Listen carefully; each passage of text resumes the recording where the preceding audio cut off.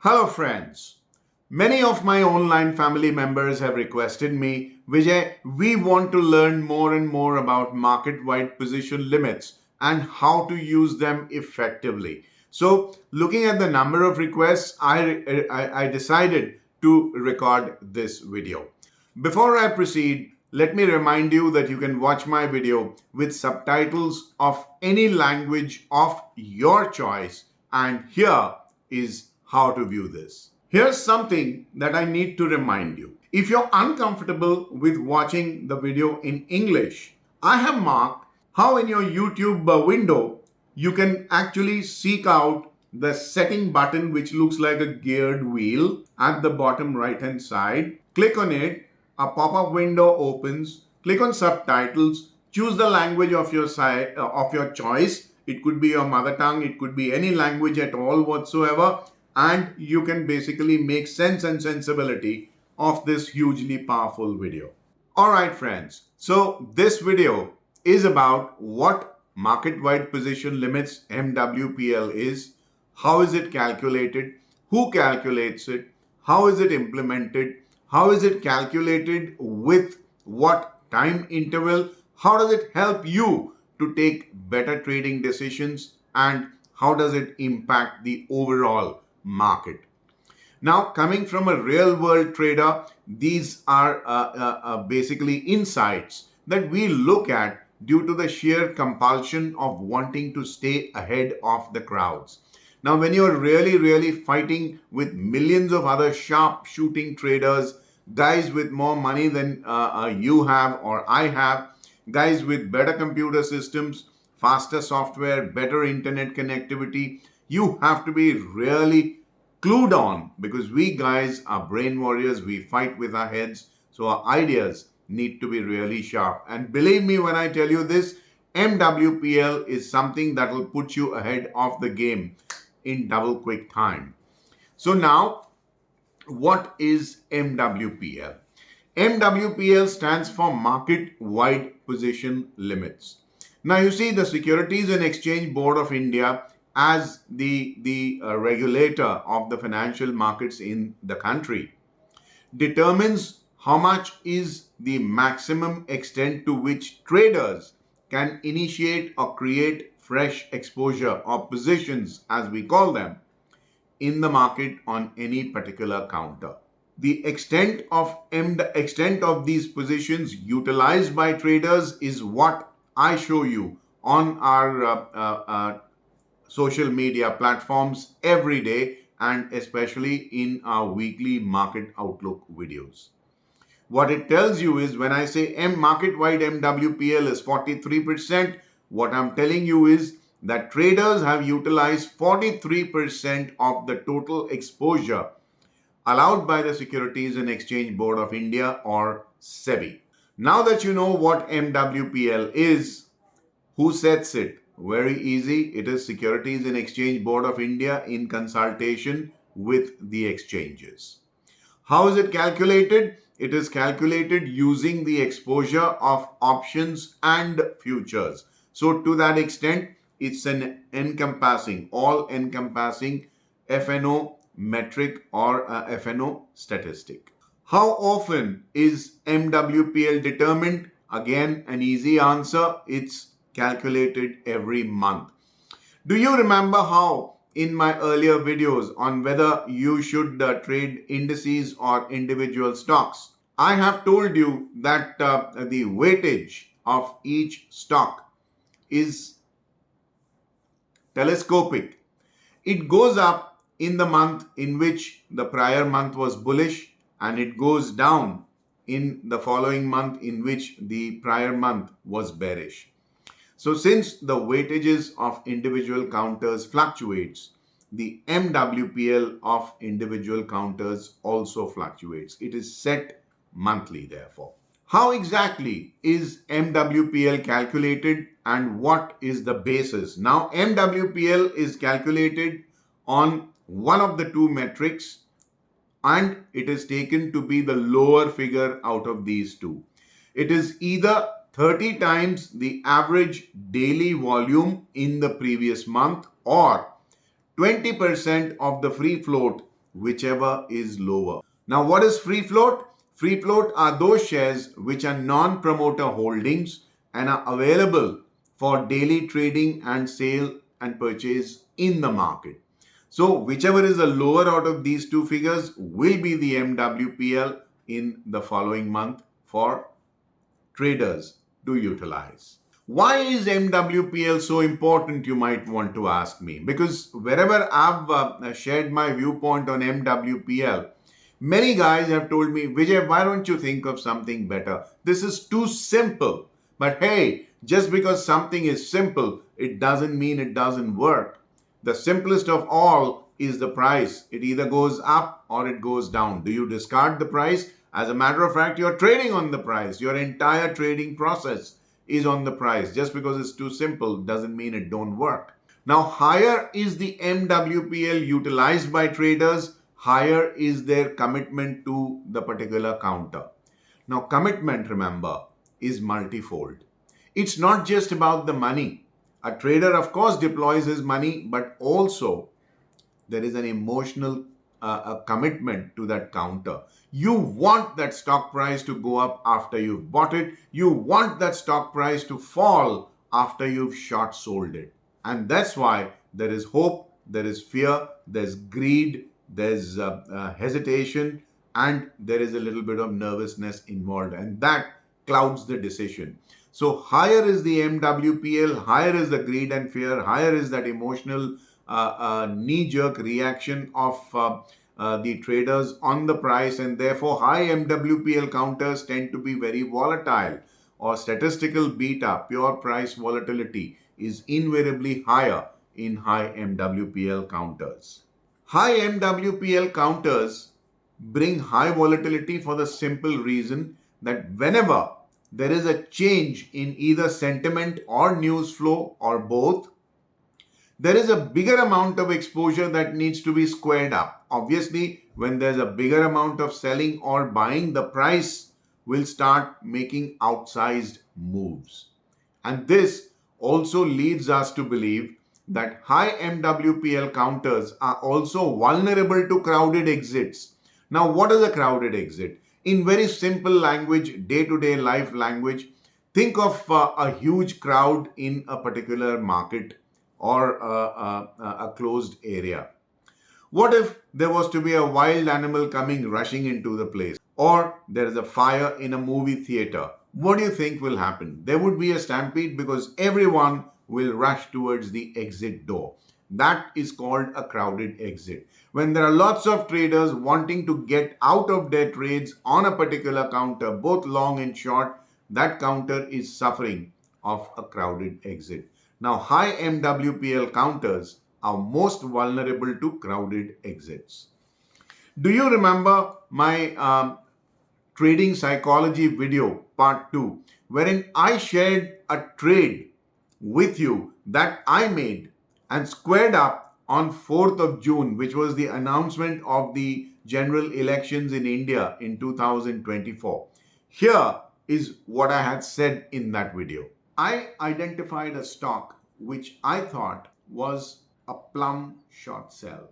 Now, I wanted to try out this very theme, and what can be a better subject than my own self. I shorted only 2 lots. And as long as the MWPL kept on telling me with the churn ratio, with the TSTs that Vijay, you should be short, I kept maintaining my short positions. Yes, the price kept on going up. Yes, it was a public sector unit. And yes, I will tell you the name at the end of this capsule. It took me over 2.5 weeks of waiting to finally get what I wanted. And on election result day of 4th of June, this stock was the biggest loser on the NSE. It lost, hold your breath, 25% in value from the intraday high to the intraday low. It fell another couple of percentage points on the next day, which is the 5th of June, and the name of this counter is Bharat Heavy Electricals Limited, BHEL. So you see, MWPL actually in conjunction with a whole lot of other in-house metrics that I have shared with you, and I am going to refresh your memory by repeating them again, can actually give you outsized profits. Not every day, but a couple of times a month or maybe a couple of times a year. But believe me, that will not only take care of your bread and butter, but jam and chocolates too. Now, friends, before I go any further, I have a request. My work was, and will remain free. We don't believe in charging for anything that we do. I don't offer any training programs, software, hardware. I don't distribute financial products or provide any kind of mentoring, etc. My work is my passion that I have been following for 38 years in this market, and which is why I share my thoughts with you on this YouTube channel. There is time, there's effort, and yes, there is a cost in making these videos. I would highly appreciate it if you could share my work with all your family and friends, your social media group on platforms like WhatsApp, Twitter, LinkedIn, Facebook, etc., etc. That would make it so much more worth my while to have this love's labor that I'm putting in, reach out and helping a whole lot of bigger audience. I would truly appreciate it if you like my videos. Please share them. Now, friends, let me proceed with this video itself. Do you know MWPL actually helps you plan your finances? Yes, you heard that right. Now, prior to 2017, you only paid a span margin or an initial deposit to trade in futures. It was only after MWPL went up above 80%, 80%, that there was an additional margin called exposure margin that used to be implemented or charged. After 2017, the threshold for charging additional kind of exposure margin was reduced to 60% of MWPL. So you see what happens. When you enter a trade into a particular counter and the MWPL is 58%, you will need to set aside some more money, not just for mark-to-market notional losses, but if you enter at 58% MWPL as of yesterday, and today there's been an additional exposure initiated on that counter, and MWPL goes up to 60%, your broker is going to tell you, hey, I need money from you before 9 a.m. when the market opens tomorrow morning, or I'll square up your trade. So you see what happens is not only is your own trade involved, but there are a lot of other traders like you who would be liable to pay this additional ad hoc and exposure margin. So what happens? Not everybody might pay. Some people might just surrender their position. What does that do? That has an impact on the price. So the next day between 9:15 and 9:20 or maybe even 9:25, you'll see the price thrashing about a lot. Why? Because the brokers are basically cutting out exposure of all those clients whose exposure margin has not yet been received. So that can have an impact on your trade. Your stop losses might get hit. Now you know why I think MWPL is something that you should be understanding almost before everything else that you do. Also remember, if MWPL goes up above 95%, between 60 and 90%, your exposure margin will keep rising every 5%. So 60, 65, 70, 75, 80, 85, 90. At 95%, the exchange will come out and tell you, listen, now this security is in a ban period and you cannot take any more exposure on this counter. If you do have exposure on this counter, don't try to flip your trade. By flipping your trade, meaning buy and sell that counter multiple times during the day so as to earn short-term trading profits. Why can't you flip a trade which is already into MWPL of 95%? Because if you exit, you can't get back in. Now that is something you'll have to keep in mind and plan accordingly, which is why MWPL is important. Now, MWPL also plays a very important role in safeguarding me and my trades from market mind games. Now, what are mind games? These are smoke screens, these are traps, These are ways and means that smart money might want to shake out the retail guys into surrendering their positions by causing them to panic, or maybe even entice them to enter a trade which the smart money wants to exit by luring the retail guys in. Now, how is it done? As a real world trader, we are basically always trying to, devise ways and means to identify these bullish and bearish traps laid out by these smart money operators. So, what do? We tell our in-house statistical trading model, the IBEX, to use a combination of studies that we have devised in-house, and we basically kind of correlate them with the MWPL. Now, some of the studies that we correlate with the MWPL is assuming that the MWPL is above 60, where additional margin has already kicked in. You're liable to pay more money to the broker just to keep your trade alive. Now, then what we will do is we will take the churn ratio. What is the churn ratio? It is the ratio of the open interest, which is MWPL, and the total traded volume. Now, on an average day, your churn ratio will be approximately between 30 and 35% of any counter. What do I mean by that? If the open interest is 1 lakh lots, 100,000 lots, your turnover tends to be 30 to 35, maybe 40,000 lots. It is very seldom that your churn ratio will cross 50%. It will happen on expiry days. That's more of rollover. Traders are basically closing their trades in the expiring month and reinitiating them in the new month. So there is a dual turnover on expiry days. That is when your churn ratio might appear to be 50% and above. Like I said, we are brain warriors. Think, and it's not all that difficult to guess what the markets are doing. So if the churn ratio crosses 50, 60 or 70%, what does that tell you? Hey, smart money has come in. Now, smart money will not trade just for the heck of it. I don't know any high net worth individual friend of mine or an ultra high net worth individual friend of mine who has traded because he said, Vijay, I'm so bored. I haven't traded for a week. I don't feel like sitting quietly and watching the parade pass me by. Besides, I've not earned some profits. So why don't we just trade for the fun of it? I don't think smart guys do that. If they're trading, and that too with big exposure, which is showing up on the churn ratio, they're doing it because there's something happening. Now that is the churn ratio. The second metric that we use is the ticket size per trade. Now the ticket size per trade is again a very, very simple ratio. I swear by it, but just because it's too simple doesn't mean you basically take it lightly. See the number of contracts that are traded during the day, divide them by the number of trades, the actual transactions that are initiated during the day.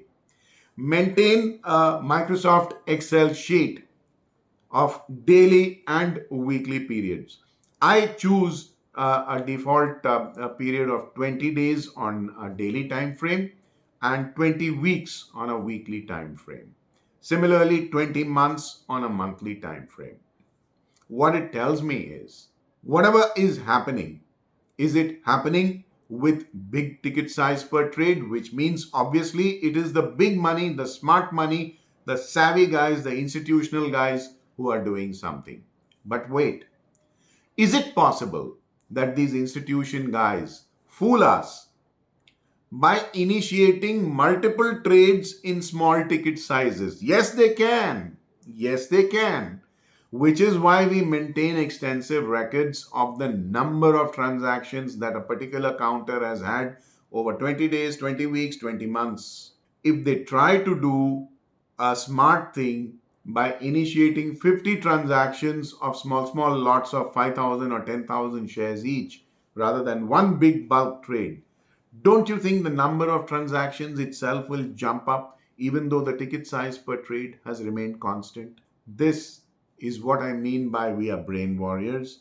our brains will tell us what's happening in the market. Now, what are the tools that a trader can use to basically gauge whether the ticket size per trade, the churn ratio, or the screen reading is indicating that something is really happening, which should be interesting enough for you to notice? Number one, I would say look at the tick list. This is a tick by tick kind of a real time update that will appear on your trading terminal. All right. This tells you that at any given point and any given price, how many lots have been traded or how many shares have been traded if it is in the spot segment. Number two, the snapquote window. Now, the snapquote window is something that I've told you in many videos. There are multiple videos wherein I've taught you how to read a snapquote window. Do you know that there are a couple of dozen hidden signals in that cute little box which comes up on most desktop trading terminals when you highlight a security and click on F5, F for father, 5, F5. That box which opens up contains a wealth of information that helps you make money. If you learn to master the snapquote window, the ticket size per trade, and your screen reading as a study, I guarantee you, you will be a highly successful trader. Now, the spread quadrant. I've told you in many videos in the past, there is a quadrant. Now, the horizontal spreads are the spreads between the bid and the offers, buyers and sellers. Ideally, I would want them to be no more than between 4 to 6 tick sizes. Tick sizes is the minimum price fluctuation between the price difference between the bid and the offer. For most counters above, especially above 250 rupees in price, the tick size is 5 paise. Below 250 rupees is 1 paisa. So I would want the tick size to be not more than 4 to 6 ticks. Anything above 8, it rings a bell. And then comes the vertical spreads. This is called the incremental cost. How much price would have to be moved to be able to heat sell or panic buy? You know the difference, if it is 1 or 2 ticks between the best buyer, the second best buyer, the third best buyer, all is fine. But if the difference is this big between one buyer and one seller and the second buyer and the second seller, that means, believe me, you're going to take very small amounts of money home because the majority of the money will be eaten away by these spreads. If at all there is panic in those counters where the MWPL is high and the spread quadrant is also hostile, I would not want to trade those counters at all, because smart money is about to hit that counter, either upwards or downwards. I want to be careful out there. I would also wait and watch the VWAP window. I would set the default time to 15 minutes, no more than 30 minutes. Now, it would tell me the volume weighted average price for every 15 or 30 minutes, depending on the default setting that I've kept it at. Why would I do that? Because your tick by tick window will tell you every transaction. Your snapquote window will tell you the VWAP price at that point in time. But the VWAP window will actually tell you what's happening with a historical footprint in the market. If you are using Odin, the software which is a trading terminal, you highlight any counter and press Shift plus F12 to bring up your VWAP window. Different softwares, different syntax, and many brokers may not even offer you the VWAP window. The fifth study that I feel every trader should use is the impetus. Now, this is something that I share with you every Saturday in our weekly Market Outlook video. We have programmed each and every counter to have its own impetus readings. If the MWPL is way higher and if the impetus is also way high, volatility, I don't need to tell you, is going to be extremely high. In those cases, I would basically want to hedge my trades with the tail risk head or hacienda hedges, which I've explained to you in this video. We are also in the process of integrating our in-house torque indicator. Now, torque again is something that we calculate for every counter. It's not fully integrated yet. And as I have been updating my online family on our social media platforms, especially Telegram and WhatsApp channels, which you can join, my contact coordinates come at the fag end of this video and the description and pinned comment below. I have been updating you what progress we are making to our in-house statistical and behavioral trading models, and integrating the torque into the MWPL group of studies is underway. It should be completed before the 2024 calendar year runs out. Now, friends, like I told you, please skill up in screen reading, because overseas algo traders, artificial intelligence traders have already arrived in India, and as the SEBI report of 3 days ago has indicated, 93% of retail traders in derivative segment have lost money in the financial years 2022 to 2024. And it is all gone to proprietary traders, algo-based traders, and foreign portfolio investors who are setting up short-term trading desks. From 2025 onwards, you also have the procyclicality and procyclical hysteresis in the market. I have recorded these two videos which explain what procyclicality is, and in both these videos, you will also learn how to change your trading regimen, your trading program, to suit the current market sentiments in that procyclical phase. Now, is the market-wide position limits, or MWPL, a statistical tool or is it a behavioral tool? I would say it's both, because it tells me the mental and financial commitment of traders. Since it's also going to measure greed and fear, it doubles up as behavioral and statistical trading model.